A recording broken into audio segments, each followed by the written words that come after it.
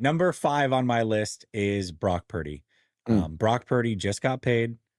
We just talked about Christian McCaffrey and how we don't expect him to be the same player as he was 2 years ago, which means there's pressure on Purdy to uplift this offense.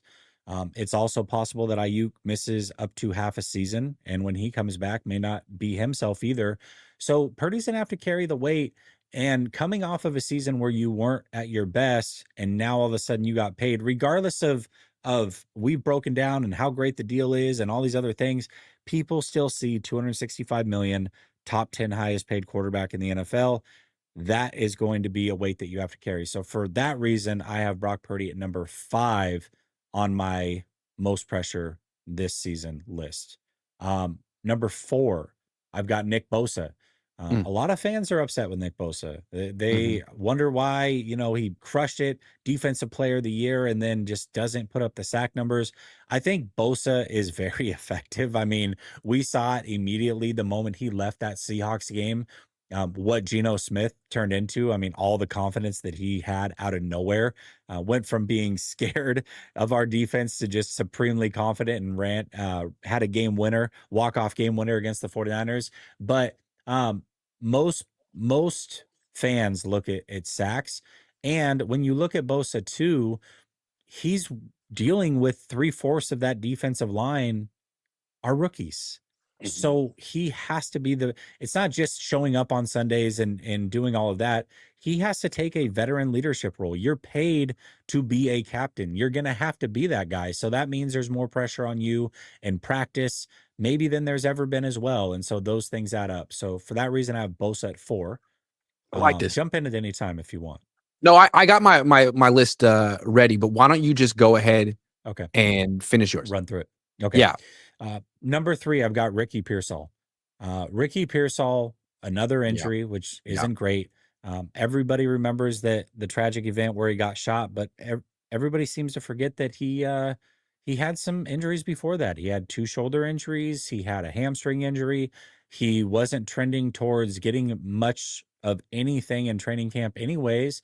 You add in the fact that he got shot, it really slowed down his rookie season. Now, he had 2 games that were very promising, and I think that we're all expecting him to step up. But let's not forget that Ricky Pearsall is not a young player, despite being only in year 2.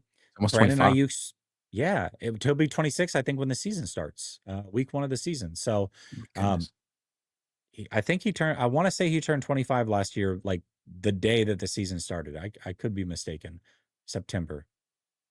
No, he's 24. Thank God. 24. Okay, so he'll be 25. Okay. So I was like, damn, he's 25, he'll be 26. Yeah. But yeah, still 25 years old. And he turns that week 1 of the season. But yeah, he does.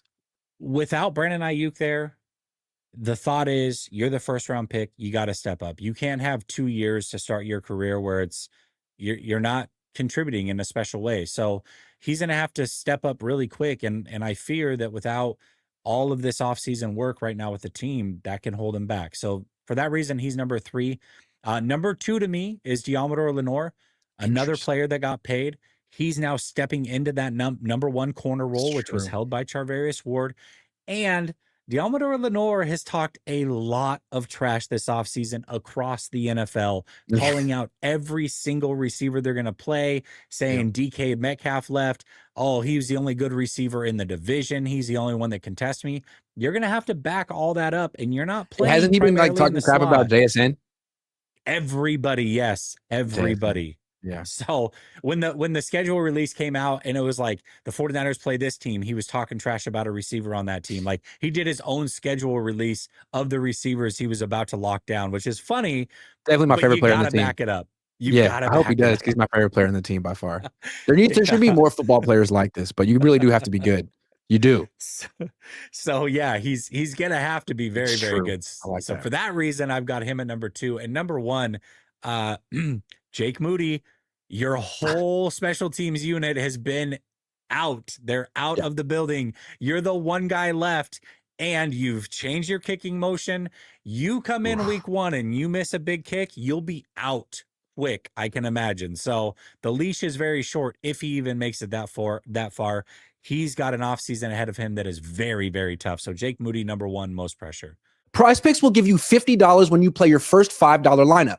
Win or lose, you'll get $50 for playing. Use promo code Cohn, COHN, and download the app now. I love your list. Mine's a little inverted, similar to yours, but a little inverted. Number 5, I'm going with Moody.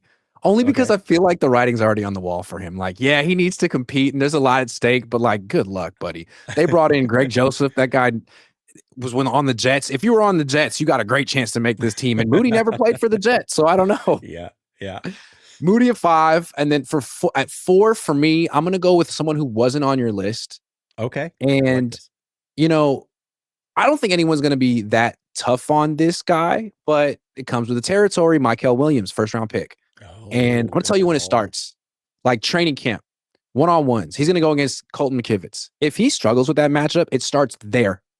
And then if he goes into the season and he's not really winning, and he's not getting sacks, there's gonna be like Cleveland Farrell comparisons and all of that. And that just kind of the unfortunate reality of being drafted that high. And unfortunately, he got paid a lot of money.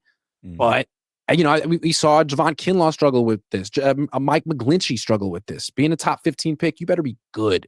Fans want you to be like Pro Bowler immediately and maybe Hall of Fame, hopefully.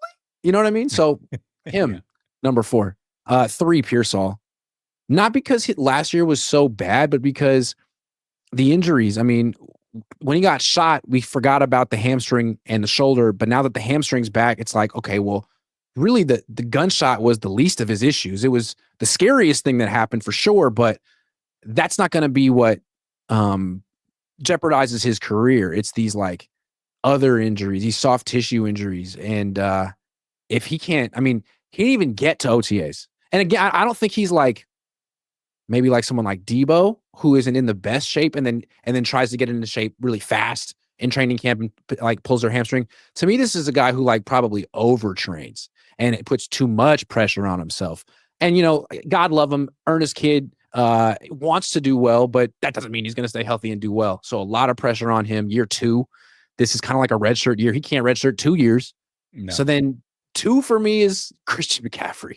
Like everyone's saying he looks great. He's back. He's himself again. He's probably over there being like, no one asked me. I mean, but yeah, I mean, he's pretty much expected to carry the freaking team. And if he's, you know, averaging like 4.3 yards per carry or something like he did last year, what is this run game? I think we know what the pass game is going to look like. Kittle, McCaffrey, Jennings, Purdy, Kyle, play action. Yeah, we can see it. It'll be good. Maybe not great, but good plus. But the run game, I mean, it's down to Christian, unless Isaac Guerrero or Jordan James have a gear in them that I don't know about. And then 1, to me, whether it's fair or not, it's Big Brock. You got the money. Every game, every throw is going to be scrutinized in a way that he hasn't experienced. He's not going to get that like, well, he's Mr. Irrelevant. He's not making any money. Let's be nice. Let's go easy on him. It's like, no. And it's not, no one's going to care what his cap number is, how it's structured. People are just going to say 265 million, 53 million a year. Was this a $53 million a year performance every week? And that's maybe not fair, but it's also, you know, what happens when you get that much money. So Brock, under the microscope. Yeah, it definitely comes with the territory. I think from a national media perspective, you're probably right. Brock's number not 1. Locally. They won't do locally that. though. Right. I kind of made my list more good for point. like the diehards and the locals. You know what I mean? Good point. Because that's who watches us in the middle of May for no reason. That's a good point. Yeah, true. But I do think nationally, Brock Purdy's number 1 on that list. I do.